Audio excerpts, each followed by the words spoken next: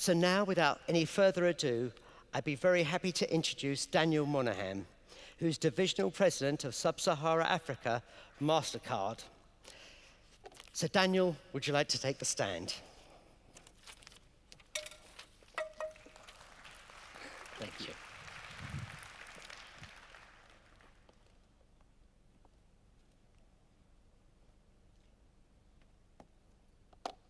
Thanks, Mark. So SMEs are built by individuals or a few individuals. And Mark told me when I get here, I should make sure I introduce myself as an individual first before getting into my speech. So my name is Daniel Monahan. I run about 30 countries for MasterCard in Sub-Saharan Africa. I'm a chartered accountant originally from Nigeria, and also the US CPA and the Canadian CMA. Hopefully I'll be able to tell you why I have all those letters behind my name. It's for a lot of the silos that exist in the profession today. So moving on to my discussion.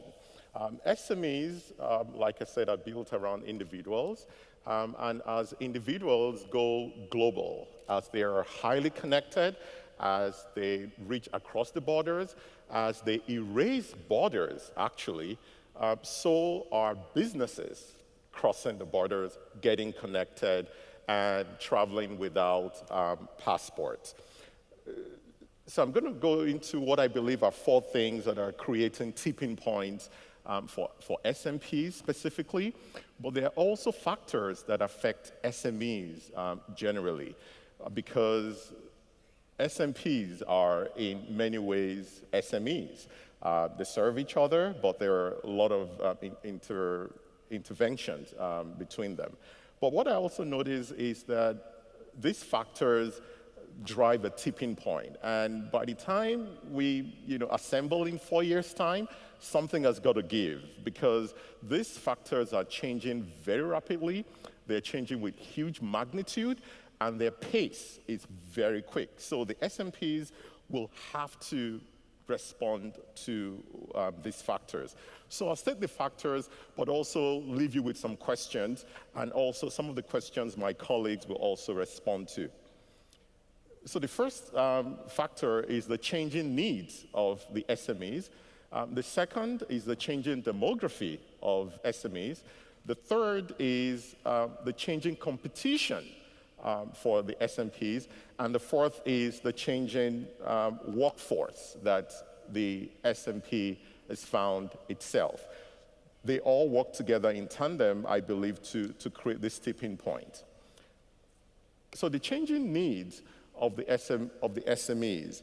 So as the individuals begin to trade across the border, begin to reach across the border, we begin to see that internationalization of business is no longer, number one, the preserve of large organizations. It's no longer flowing from the developed economies into less developed economies. It's no longer a case of meeting capacity utilization. And the size of the organization, like I mentioned, it's changing. Right now, we're finding that smaller companies are doing exactly that. We're finding that developing economies are trading amongst themselves increasingly, and the barriers for international trade is disappearing faster than ever. This has raised some certain questions in my mind. It's changed the focus of the need that SMEs have of SMPs. It's changed the need from compliance only to a lot of advisory services. And the SMP committee of IFAC actually in a study confirms this, that there's a spike in advisory services. And therefore the question that I want to ask in this regard for this number one question, for this number one area of changing needs of SMEs is, how does an SMP build a nimble yet robust and effective advisory services to cater for the SMEs? Secondly, how much longer will a local SME trust the SMP who has no international experience? For how long do you think you're going to have that business relationship? And then thirdly, how may SMPs ensure that they are top of mind when the business grows across the border. Because they may not grow across the border now, but when they do, how will they think of you first to be able to do that? So that's the changing needs of SMEs. The second is the changing demography of business owners. Business owners are getting younger. Business owners are getting more mobile. Business owners are getting more educated. Business owners are getting more tech savvy. You put those factors together and a lot more, you find out that business owners are looking more like Mark Zuckerberg than Warren Buffett. The question is, how does your SMP service, how does it look, your SMP leadership? Does it tend more towards a 30-year-old or an 84-year-old? And I'm not just talking about age now. I'm talking of processes. I'm talking of tools. I'm talking of the ability to engage with this group of people. Statistics show that nearly 70% of them have a college degree. For statistics in the West, 90% have mobile. But moving away from the West, 89% generally of youth literacy is going up. So we find out that we're having a very educated base of customers. But it raises also these questions. Number one, then, how do SMPs then remain relevant in an information age where critical accounting questions are just a Google search away? While the age of entrepreneurs are tending downwards, research shows that the ages of partners are tending upwards. So how do you align that? As SMPs, for example, I think that you're in a very unique position to actually create winnable and nimble environment in your leadership to be able to accommodate for that. Very critical. Small practices are increasingly mirroring big practices processes, and that's a disadvantage if you ask me. I think you can leverage that a lot more. The third is a changing competition. Technology is making accounting services very pervasive, very efficient, very cheap, and it's everywhere you go. It's efficient and all of that. For example, crunch.co.uk, for those in the UK, they can plug in their numbers, SMEs can plug in their numbers and have financial reporting like that very quickly with very little interaction, actually no interaction at all for most of them. That has been squeezing margins, like the IFA committee, SMP committee has found out, and actually led to a loss of business in your area, in that sector.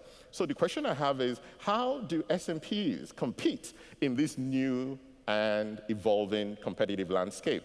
Should SMPs just embrace that, you know what, this has happened, we can't fight this, let's focus on what cannot be replicated technology-wise and all that, the value-adding services. And then lastly, how can SMPs drive the current technology and use it to deliver value for the customer? I mean, giving an example, a topical example, in the discussion chat that was set up for this, the discussion board, I believe I arrived on a Monday, and someone actually posted on there, please, I'm about to leave my location. I need to know what the weather is, what the temperature is in Milan before I travel. Please, somebody respond to me ASAP. And in my mind, I'm thinking, you have about 1 million ways to access and find out what the temperature is, not just in Milan, but in surrounding cities for the next 24 days. You can do that. You have the tools. So it's not the availability of the tools, it's being able to leverage them to deliver value for your customers. Lastly is the changing workforce, SMP workforce. Worldwide, globally, for every type of accounting practice, there's a squeeze for talent. There's a war for talent, but more so for SMPs, because fresh graduates rarely don't know more than the 4 big accounting firms. They don't know them. They don't know anyone beyond that. So it puts SMPs in a very tight position. So the question is, how do SMPs attract and retain top talent in an increasing competitive landscape?